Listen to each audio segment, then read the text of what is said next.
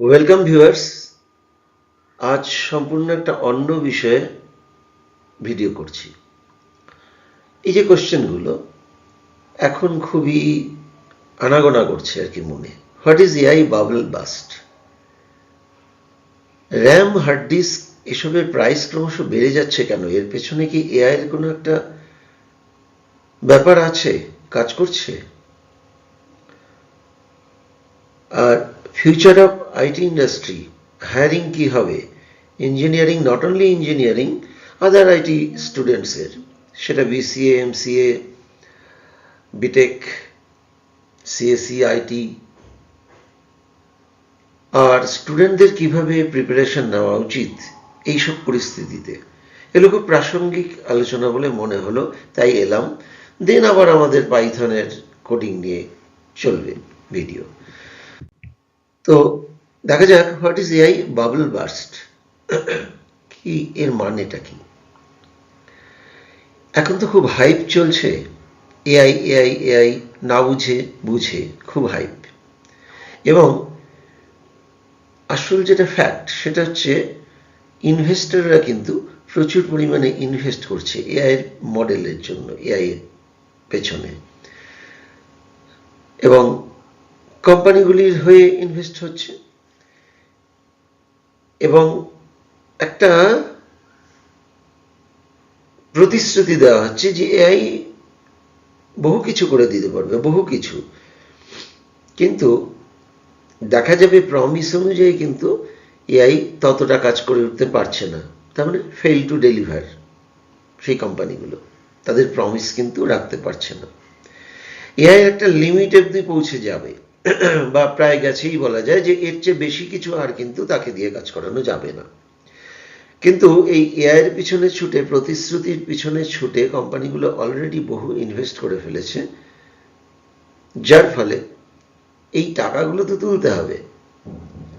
এখন যদি ইনভেস্টর এই লসটা অনুভব করে যে না, যেরকম বলা হয়েছিল সেরকম তো রিটার্ন এলো না, আসছে না, বা ফাংশনিংটা সেই পর্যায়ে যাচ্ছে না, তখন কি করবে? সাডেনলি তারা ইনভেস্টমেন্টের ফান্ডিংটা বন্ধ করবে। সঙ্গে সঙ্গে এই দুর্বল এবং যেগুলো ফেক এআই প্রতিশ্রুতি স্টার্ট আপ, অনেক কোম্পানি বন্ধ হয়ে যাবে, সাডেন কোলাপস হবে। এই সাডেন কোলাপস হওয়ার পরে যা অবস্থা হবে, এটাকেই বলা হয় এআই বাবল বার্স্ট। আশা করি বোঝাতে পারলাম। তবে এটার সঙ্গেই ওই 5 নম্বর কোশ্চেনটা, what was the internet bubble burst, এই ধরনের কোনো ঘটনা কি আগে ঘটেছে আইটি ইন্ডাস্ট্রিতে? হ্যাঁ, ঘটেছে। 2001 সালে এই ইন্টারনেট নিয়ে হাইপটাও এই পর্যায়ে গেছিল যে প্রচুর ইন্টারনেট স্টার্ট আপ হয়েছিল যারা কোনো প্রফিট চোখেই দেখেনি, প্রতিশ্রুতি অনুযায়ী, যা তারা এক্সপেকটেশন অনুযায়ী। একটু সর্দি লেগেছিল, কট কোল্ড, ভেরি রিসেন্টলি, তার এফেক্টটা এখনো আছে, নাক বন্ধ। তবু এরকম একটা বিষয় নিয়ে আলোচনা করতে খুব ইচ্ছা হলো, খুব প্রাসঙ্গিক এই মুহূর্তে। সরি আমার মানে ভয়েসের এই প্রবলেমের জন্য। তো এই হাইপ অনুযায়ী ইনভেস্টররা ব্লাইন্ডলি প্রচুর ইনভেস্ট করে গেছিল। কিন্তু ওই যে 4 নম্বরে যেটা বলা আছে, many companies failed suddenly, stock market কি হলো, ক্র্যাশ হয়ে গেল। এর মধ্যেও যারা বড় বড় কোম্পানি, নাম নিচ্ছি না, তারা সার্ভাইভ করে গেছিল। কিভাবে? রিয়েল প্রবলেমগুলো তারা সর্ট আউট করেছিল, শুধু হাইপের উপর নির্ভর করে ছিল না। বিভিন্ন প্রোডাক্টের উপরে তারা নজর দিল, এবং তারা ওই যে ইনভেস্টরদের টাকার উপরেই নির্ভর করেনি, এছাড়াও তাদের আয়টা বজায় রাখতে পেরেছিল। এবং ধীরে ধীরে তারা মার্কেট অনুযায়ী নিজেদেরকে তৈরি করেছে এবং খরচ কিছুটা কমিয়ে নিজেদের মানিয়ে নিয়েছে। তো এই হাইপটা এক সময় শেষ হয়ে যাবেই, ঠিক আছে, কিন্তু টেকনোলজি কিন্তু সার্ভাইভ করেই যায়। এইবার পরের প্রসঙ্গে যাচ্ছি, যে কেন রিসেন্টলি র্যাম, হার্ড ডিস্ক ইত্যাদি সবকিছুর প্রাইস এত বেড়ে গেল বা বেড়ে যাচ্ছে।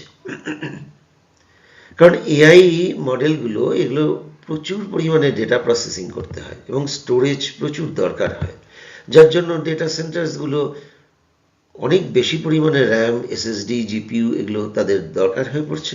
তারা মার্কেট থেকে কিনে নিচ্ছে, বাল্কে কিনে নিচ্ছে এবং প্রাইসটা বেড়ে যাচ্ছে। এবং এর জন্য এআই গ্রোথ তো মেজর রিজন একটা, তাই না? হার্ডওয়্যার, এটা তো ইকোনমিক্সের জেনারেল একটা রুল। যেমন প্রত্যেকে এসি কেনা শুরু করলো, মেজরিটি অফ দ্য পিপল। কি হলো, ডিম্যান্ড প্রচুর, সে তুলনায় হঠাৎ করে যদি হয় বেড়ে যায়, হঠাৎ করে যদি ডিম্যান্ডটা বেড়ে যায় সে অনুযায়ী সাপ্লাই তো থাকে না, তো প্রাইস তো রেইজ করবেই। তার ফলশ্রুতি কি, বড় বড় কোম্পানিগুলি প্রচুর পরিমাণে লটে র্যাম, এসএসডি কিনে নিচ্ছে। সাধারণ মানুষ আমাদেরকে তার জন্য বেশি পয়সা দিতে হচ্ছে, কারণ প্রাইসটা একটা হাইক হয়েছে। সুতরাং AI is a big reason here, সেই ব্যাপারটা মানতেই হবে। পরবর্তী দেখা যায় যে তাহলে এআই বাবল বাস্ট হতে যাচ্ছে, সাবধান সাবধান, এই কি হবে না হবে এই দিকেই খালি ফোকাস। আরে সমাধানটা কি? যারা পড়ছে স্টুডেন্ট, ফার্স্ট ইয়ারে, সেকেন্ড ইয়ারে, থার্ড ইয়ারে, আরে তাদেরকে আগে ভয় দেখিয়ে কি লাভ? কিছু সমাধান বলো। কি হবে? পরিষ্কার, মাস হায়ারিং উইল রিডিউস, বাল্ক হায়ারিংটা হবে না কোম্পানির।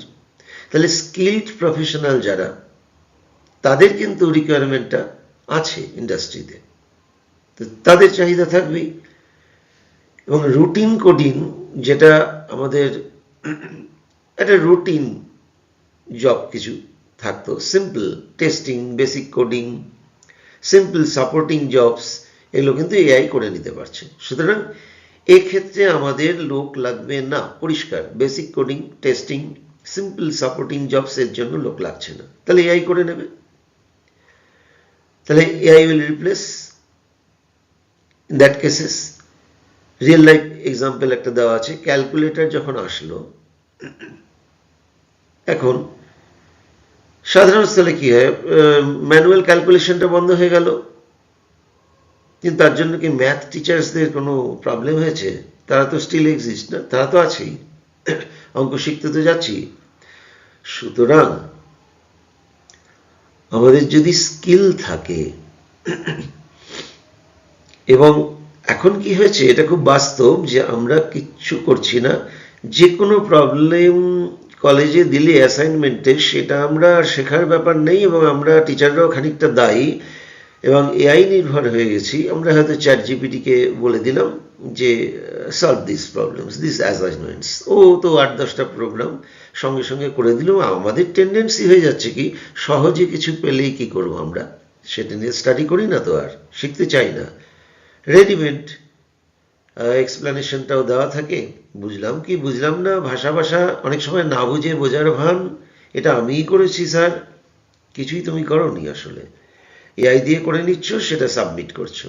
তো এইভাবে ডিগ্রি বা সার্টিফিকেট যখন হয়ে যাবে, তাহলে তো স্কিলড হলো না, তাহলে অনলি সার্টিফিকেট হোল্ডার হলো, তাদের জন্য জব নেই, পরিষ্কার কথা, তাদের জন্য জব নেই।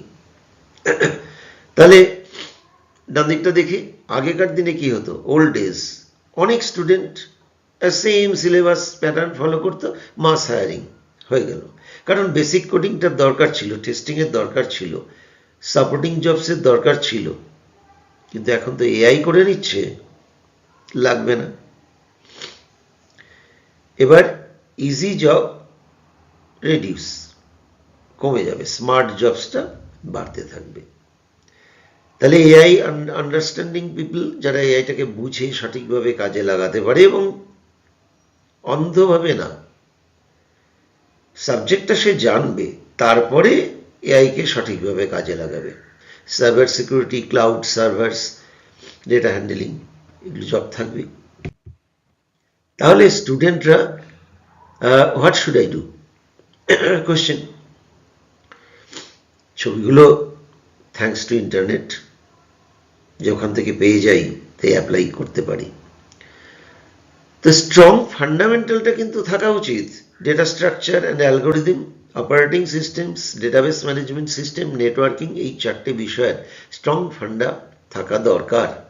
এবার এআই এর বেসিকটা দরকার, শুধু টুলস ইউজ না, কনসেপ্টটা দরকার, প্রবলেম সলভিং এবং লজিক্যাল থিঙ্কিংটা দরকার। আমি বলছি না coding, logic building, multiple skill থাকা দরকার, কোডিং, ডোমেইন নলেজ ইত্যাদি।